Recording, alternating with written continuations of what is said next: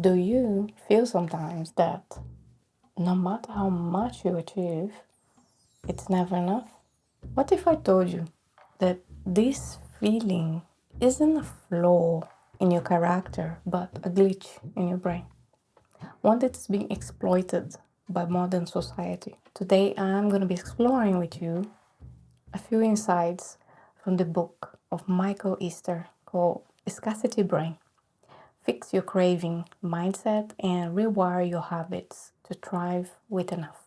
But I'm not going to only be talking about the book.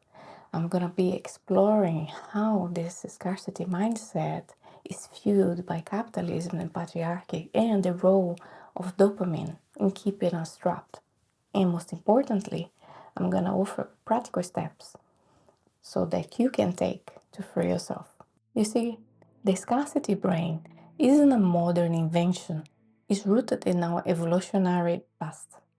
Imagine our ancestors thousands of years ago living in a world where resources were scarce. The human brain evolved to prioritize immediate rewards like food, water, safety, because at the time, delaying that gratification often meant dying, really.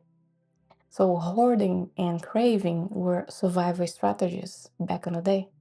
Now, fast forward to today, and those same survival mechanisms are still at play, but they are mismatched to the modern world. Today, scarcity is rarely about survival and it's much more about perception. Look at the example of Black Friday. You will see people stampede through stores fighting over televisions they don't really need, driven by a fear of missing out. Now, this is your scarcity brain on overdrive. And Michael Easter's research connects this behavior to a phenomenon called loss aversion, which means we fear losing something more than we value gaining it. It's strange, isn't it? But it's true. Loss aversion makes us over-prioritize fleeting opportunities, leading to impulsive decisions. So this is why understanding this can really help us to pause and recalibrate our responses to scarcity triggers. Now, let's really be honest and talk about how societal structures like capitalism and patriarchy hijack this evolutionary wiring. For one, capitalism thrives on creating a sense of lack. Think about if you already felt like you had enough, would you still buy that new phone, upgrade your car, or splurge on fast fashion? No. Advertisers spend billions every year exploiting our scarcity brain, make us believe that happiness is just one purchase away. It's unbelievable. But you see, capitalism isn't just limited to selling products, it's also about manipulating our perceptions of what is success. The unbelievable thing is, from young age, we are taught to equate worth with wealth, productivity, and possessions. Even education systems do prepare us for a life of economic contribution rather than one of personal growth. Sounds strange when we say, but it's true.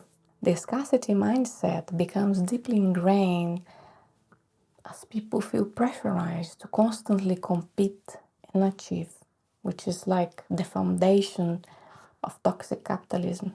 The hustle culture is another example. Social media platforms are flooded with content glorifying overwork. Just take a look. But often leads to like burnout and dissatisfaction, really. Capitalism convinces us that we must earn our right to rest, keeping us trapped in an endless cycle of doing rather than being. And this is why, in my opinion, what we have is a toxic form of capitalism. And patriarchy compounds these pressures, particularly in women. From beauty standards to career expectations, the message is clear. You are not enough as you are. For instance, women are often judged for the physical appearance before the competence. The beauty industry, worth over 500 billion globally, thrives on women feeling inadequate. It's unbelievable. Products marketed as anti-aging or flaw correcting reinforce the notion that natural beauty is insufficient. The absurd thing is that even in workplaces, the patriarchy sets unrealistic standards. You see, women are expected to lean in and outperform while shouldering caregiving responsibilities at home. It's like I have to clone myself. This double bind fuels a scarcity mindset, making it feel like no matter how much they achieve, it's never going to be enough. The systemic influence of patriarchy and capitalism together is devastating for mental health. In fact, studies have shown that these societal pressures disproportionately affect women and marginalized groups, leading to higher rates of anxiety, depression, and burnout. What we have nowadays is a toxic form of capitalism which creates the race, and the patriarchy ensure the hurdles are higher for some more than others. These systemic forces work together to exploit our evolutionary wiring, leaving us in a constant state of craving and striving, like never enough. The question we must ask ourselves is, who benefits from this? Spoiler alert, it's not us. Now let's just zoom in a little bit more in the psychological mechanisms at play in this scenario. You see, dopamine is often called the feel-good hormone, right? But here's the catch. It's not about pleasure. It's about anticipation. Because dopamine is what drives us to seek our rewards, whether it's a new gadget, a promotion, or even a like in social media. Now, think about how this plays out in our daily lives. You might see an ad for a pair of shoes and imagine how great they will make you feel. That is dopamine talking. You buy the shoes, but the satisfaction is fleeting. Soon enough, you are chasing the next dopamine hit, whether it's another purchase, a promotion, or even validation from others. This cycle is often referred as a hedonic treadmill because the more we chase, the more we need to sustain the same level of happiness. But lasting fulfillment is elusive, you see? This is why Michael Easter explains that why even major life events such as promotions or expensive vacations rarely provide the joy we anticipate. It's because we acclimate to them and return to a baseline state of contentment or discontentment. One fascinating example he shares involves social media platforms like Instagram or TikTok, designed to trigger dopamine. It seems like every like, comment, or share acts as a small reward, keeping us scrolling for hours. Over time, this creates dependency, with users needing more engagement to feel the same satisfaction. Now, this endless scrolling doesn't just waste time, it rewires our brain to crave the constant novelty of digital content, leaving us less satisfied with real world experiences. And that's the sad thing. Cravings are inherently bad in itself, they are part of being human. But when we let dopamine hijack our actions, we become prisoners to its pull. So this is why breaking free requires intentional effort. And Michael Easter emphasizes replacing passive dopamine hits with active, fulfilling pursuits, such as things that might require effort from your part but brings greater long-term satisfaction, like mastering a skill or creating art or forming deep relationships. Because you see, these actions reprogram the brain to find joy in the journey, not just in the outcome. So, how do you really break free? The first and most crucial step is awareness. You need to know where you are. Recognizing when your scarcity brain is at work is half of the battle, really. Michael Easter suggests starting with small everyday moments. For example, like next time you feel the urge to buy something impulsively, just pause and ask yourself, what I'm really craving? Is the object or is the feeling that I think it will bring? One powerful exercise is keeping a scarcity journal. Spend the week tracking moments when you feel like you are not enough or you don't have enough, for example. This could be anything from comparing yourself with someone on Instagram or feeling inadequate at work. By identifying these triggers, you can start to understand the patterns and take steps to disrupt them. Mindfulness is another critical tool on this. Practicing mindfulness allows you to observe your thoughts and your emotions without judgment. Think of it as a mental pause button.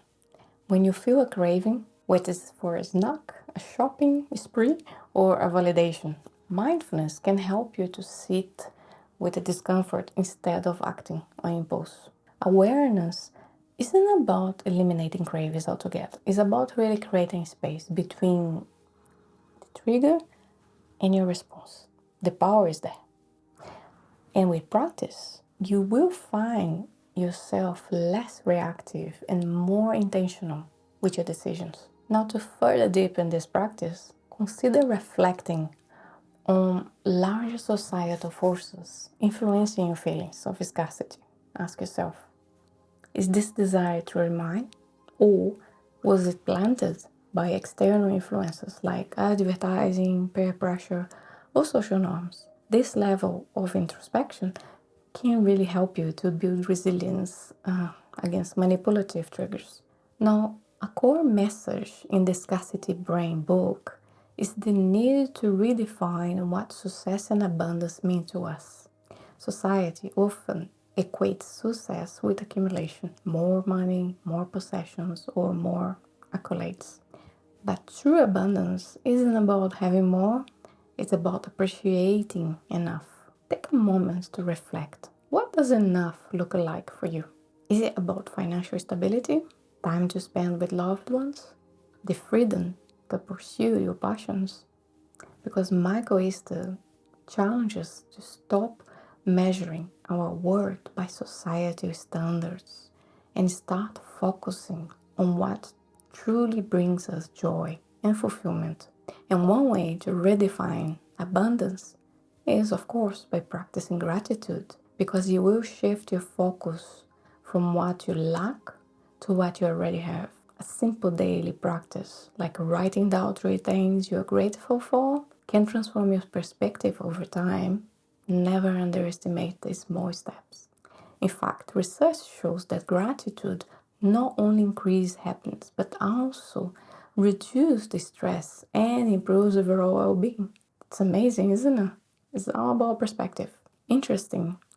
Minimalism also plays a role in redefining abundance, but this doesn't really mean deprivation. It's about really making intentional choices. Just this mindset shift can extend to other areas of your life, like how you spend your time or how you allocate your energy. And finally, let's talk about community, because true abundance often comes from connection, not consumption. Prioritize relationships that nurture your spirit, whether it's through family, friends, or even community services. Try building a support network rooted on shared values can really help you to feel fulfilled even without material success.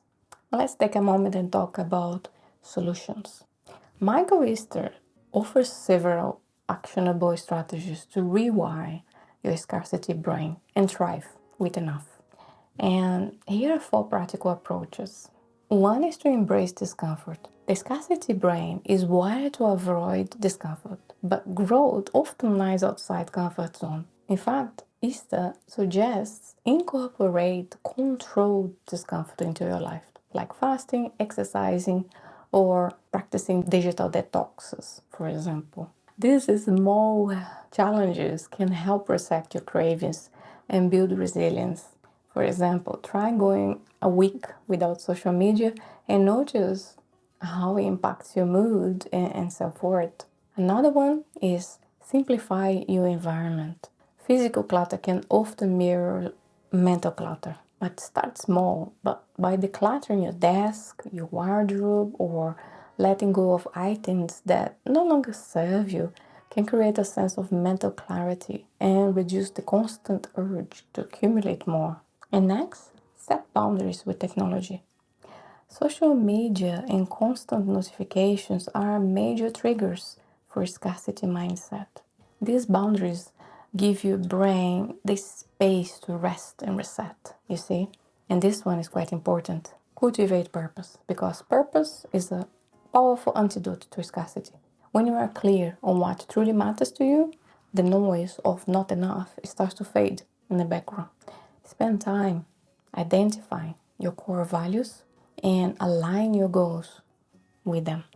For example, if family is a top priority, structure your life in a way that allows you to have quality time with your loved ones.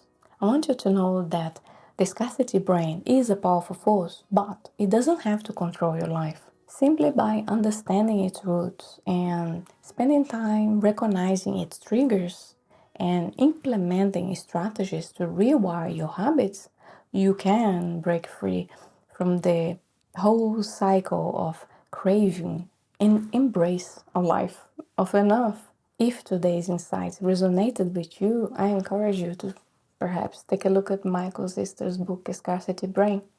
It's a very interesting book to read.